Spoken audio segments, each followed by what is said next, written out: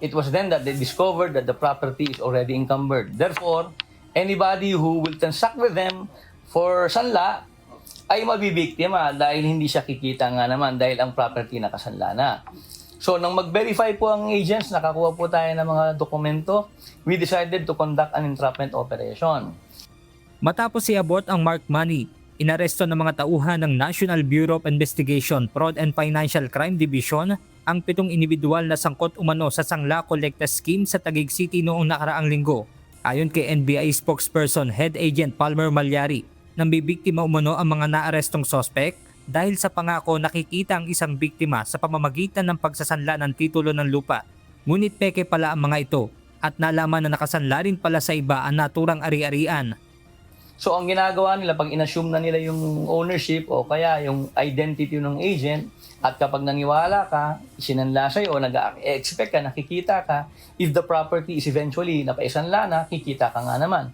Pero only for them to discover that the ones who actually transacted with them are not really the owners or not really agents, but only assumed the names of the owners and pretended to be agents.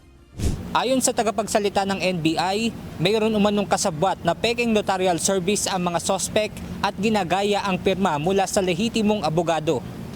Ang naaresto po natin na mga subjects na engaged doon sa Sangla Kolekta ay 4 at meron tayong nakuha pa na 3 doon naman sa may notarial office na pinagdala nila ng dokumento dahil napatunayan nga natin na ang mga pumirma ay mga hindi talagang mga abogado o notary public, bagkus ay pumirma lamang, ipinirma lamang ang pangalan ng totoong abogado o notary public. Isa sa nabiktima ay si Richie, kung saan naabot sa 500,000 pesos ang na-scam sa kanya ng mga sospek na nakilala niya lang online.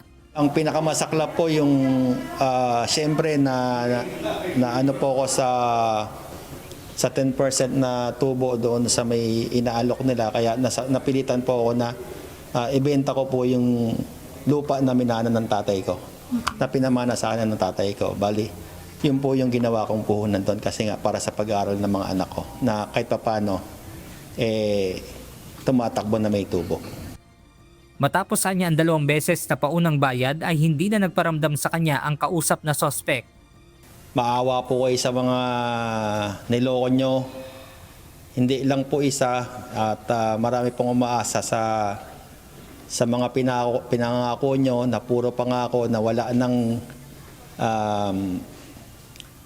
dahilan para maibalik yung pera sa mga ginawa nyo, na mga malitigas yung mga mukha nyo. Maawa kayo sa mga anak nun. Kumakain kayo ng yung pera na kinakain nyo galing sa mga masama. Paalala naman ng NBI na bago makipagtransaksyon ay makipag-ugnayan muna sa Registry of Deeds para malaman kung lehitimo ang pangalan na nakasaad sa titulo. Sa ngayon ay hawak na ng NBI ang mga naarestong sospek na posibleng maharap sa reklamong estafa at falsification of public document.